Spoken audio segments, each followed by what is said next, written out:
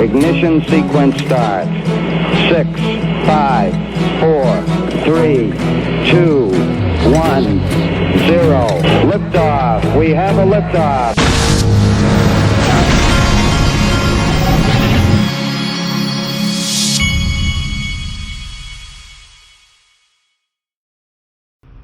Hey everybody, this is the Digital Asset Investor, and I wanted to remind you before I get going, the Flare Naming Service is one of my sponsors. These guys launched while we were in Vegas this past week, and they told me during the thing that it was like going crazy.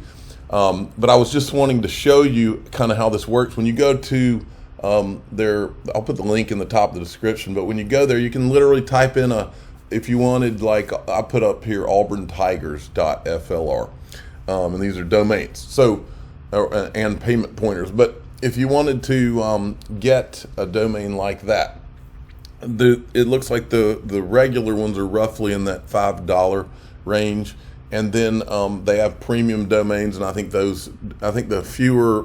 way it works is the fewer letters that you're buying. Let's say you're buying like, ooh, wait a minute. While we're doing it here, let me see if they've got it, because if they've got it, I will buy it right now, before I put this video up. X.Flare is gone. While we're here, let's try XRP. Isn't this fun though? XRP come on, it went back. XRP, I'm gonna get rid of that. .flr. It's gone too. But anyway, you can play that game on here. It's a lot of fun. So I've got DAI.flr. That's probably the one I'm gonna use, but I'm probably gonna get some more too. All right. So here's Zero Hedge, but before I forget, the way it works is let's say you got XRP.flr. You can go in, you'll have that address, and then you'll be able to input several different cryptocurrency addresses and be paid to those addresses. And down the road, you'll be able to do a website and all the different stuff. Zero Hedge, we're back. Tucker Carlson moves to his show to Twitter.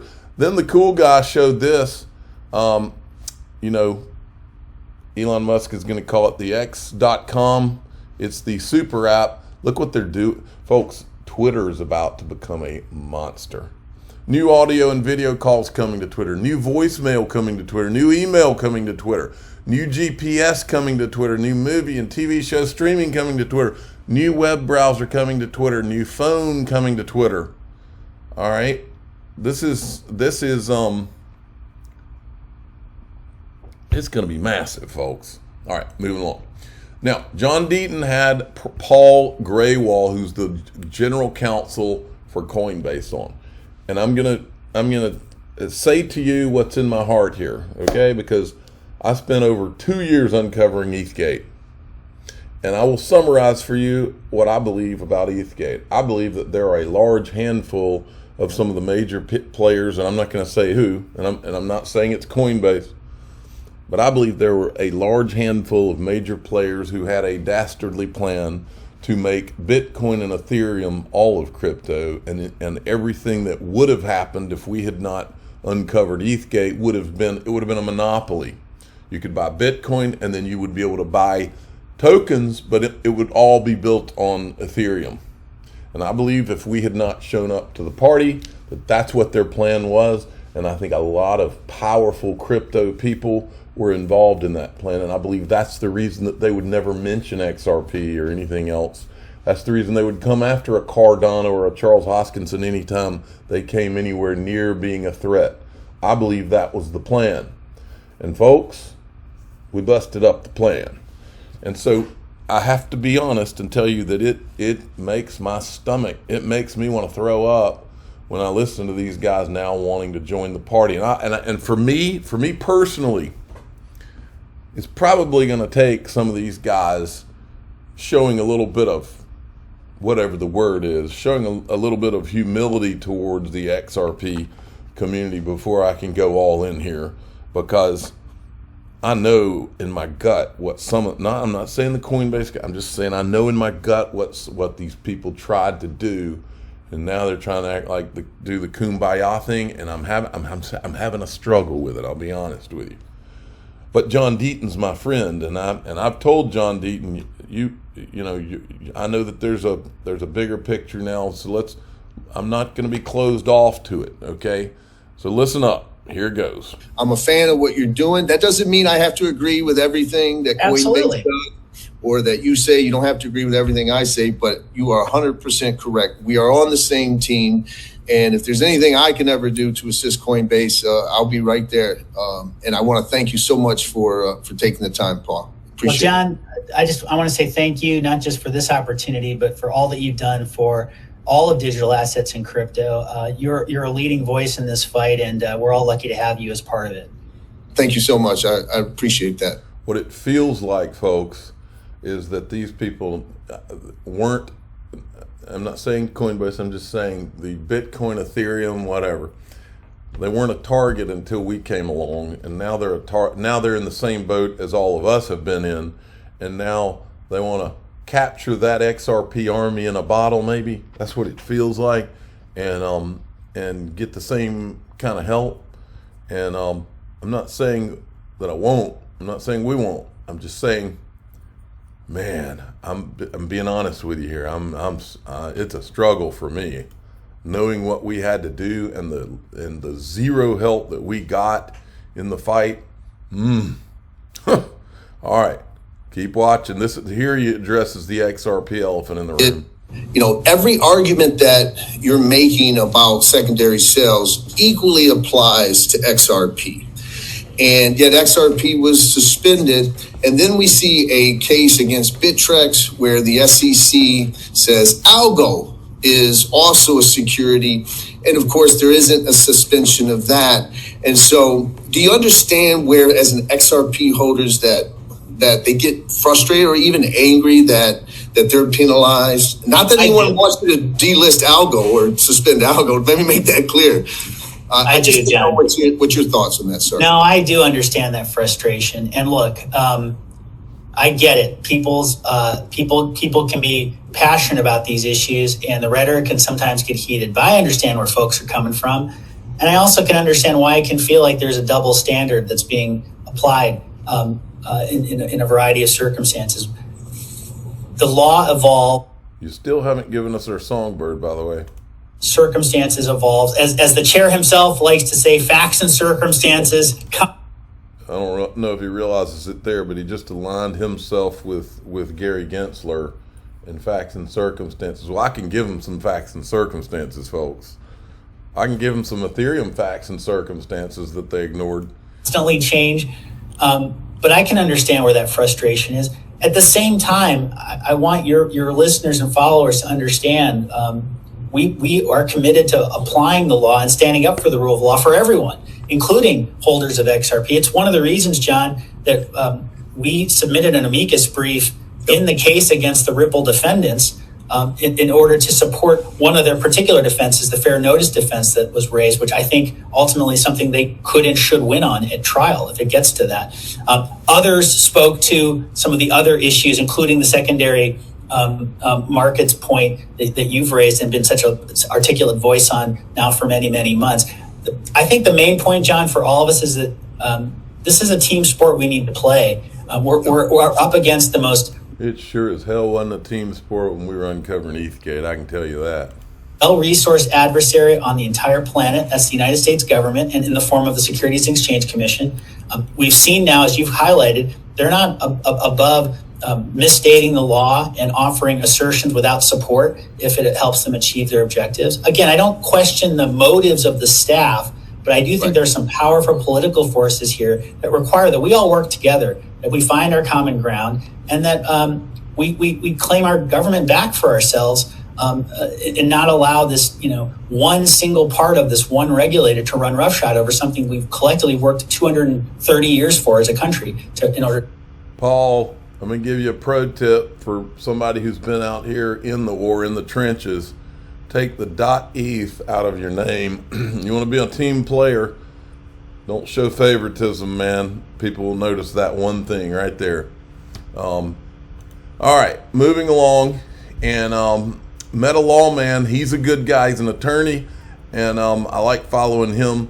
Listen to what he says about the Ripple case. If the Ripple case gets to the Supreme Court of the United States, I believe it is highly likely that Ripple wins and the SEC loses. It's dicey to predict what one particular federal judge will or will not do with massive contrasting motions for summary judgment. But as Ripple, I hate to say it, this is going to take more time, as Ripple goes to the Second Circuit Court of Appeals and then to the United States Supreme Court, I like their chances a lot.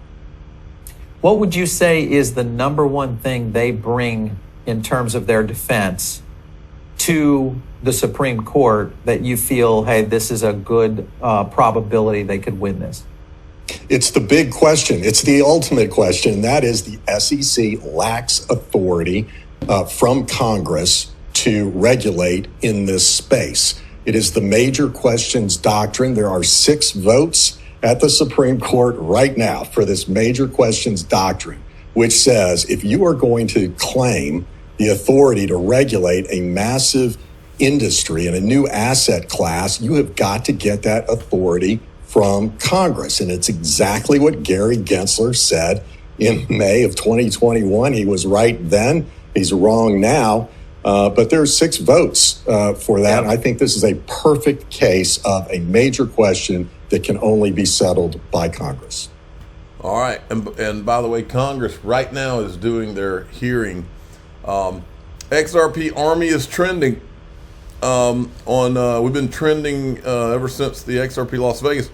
Then Eleanor Terrett, she's been talking about how the subcommittee hearing was coming up. But then the Democrats changed their witness from Dan Berkowitz to former CFTC Chairman Tim Massad for the hearing. Well, you need to know who Berkowitz is, because he was, if you remember, Dan Berkowitz is the guy who stepped down because he was having dinner. He was having meals with Sam Bankman-Fried from FTX. So he stepped down from the SEC. But I don't want you to get the wrong idea. Dan Berkowitz is not. It's not like he's the only guy who's. I think that Gary Gensler used him to take the fall for Gary. But remember, folks, these guys, they keep putting themselves in these places where all these frauds keep coming up. This is Dan Berkowitz during MF Global. A person to take customer out of segregated No. I understand what 125 does, but I also understand what doors it opened up. It allowed them to be into sovereign debt. It allowed in-house repos, and you've now closed those doors, which I think are fine. Was amended. Because I know what 125 did, but I also know how it was used. And that's why the door was closed. You clearly saw it as an open door. And I think that's fine, because it was, and I'm glad you closed it. But I got to tell you, it seems as though you were sitting on your hands for a year and a half when you knew you should have shut the door. You knew there was a problem. Had you acted precipitously, we wouldn't be here today, because MF Global wouldn't have been able to do this. That's the way I read it. And I wouldn't mind hearing a follow-up at a later time, but I have limited time. So, are you noticing the pattern, folks? And I said the first question Congress needs, he's not going to be there now because they've protected him. But the first question they need to ask is, why do you keep hiring the same people to preside over failure after failure? Or maybe, are they hiring the same people because these aren't failures but plans? That's where the target is, folks. There's a reason. And then Eleanor Terrett's covering this hearing this morning. My experience with these hearings is that I fall asleep even though they're on digital assets. So I tend to, not always, but I tend to let other people find the clips from these, because they're tough to watch unless it's like Gary Gensler from, which only happened once, I think. Chairman Mike Johnson kicks off hearing, calling it historic.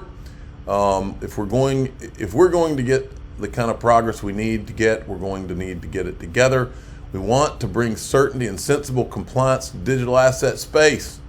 And then says this, French Hill, since we can't trust offshore crypto exchanges, we want to work on legislation here in the U.S. for U.S. companies that will follow the rules, protect investors and consumers, and prevent future chaotic things like FTX from happening again. Now, I wanted to show you this picture because I think this one's pretty significant. This right here is a picture in Dubai, and we need to make sure we reiterate, this is the kind of guy Brad Garlinghouse is. This guy literally rearranges his schedule to come to XRP Las Vegas, to pop in, and then hop on a plane to Dubai for a very important conference. Now that speaks volumes. Don't forget that. We won't forget that. But here he is with Bob Ross. Now, Bob Ross is with Sologenic, and they also created, Sologenic, I think, created Coreum, which is another platform. This is his CEO, I believe. I pulled up the Coreum. If you haven't checked this out, this is interesting because everybody talks about Flare, but Coreum's kind of another thing, and I'm not being paid to tell you this, by the way. But I did go out to, I went to Las Vegas one time, met these guys. Then I went to Los Angeles when they did the opening for this thing. And this is Bob Ross. And then the guy that Brad Garlinghouse is also standing with is Reza Bashash. Now, I have not met him.